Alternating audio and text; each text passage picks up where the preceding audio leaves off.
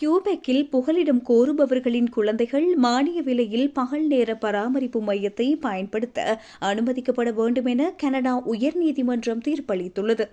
அவர்களுக்கு அணுகலை மறுத்த மாகாணத்தின் விதி நியாயமற்றது எனவும், கனேடிய உரிமைகள் மற்றும் சுதந்திரங்களுக்கான சாசனத்தில் சமத்துவ உரிமைகள் மீறுவதாகவும் நீதிமன்றம் தெரிவித்துள்ளது.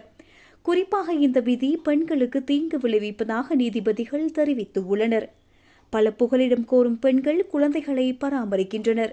எனவே குறைந்த விலையில் பகல் நேர பராமரிப்பை பெறுவது அவர்களது குடும்பத்துக்கு ஆதரவாக இருக்கும். இந்த முடிவை ஐக்கிய நாடுகள் சபையின் அகதிகள் நிறுவனம் வரவேற்றுள்ளது. இருப்பினும் கியூபெக்கில் உள்ள சில அரசியல்வாதிகள் தீர்ப்பை விமர்சித்துள்ளனர்.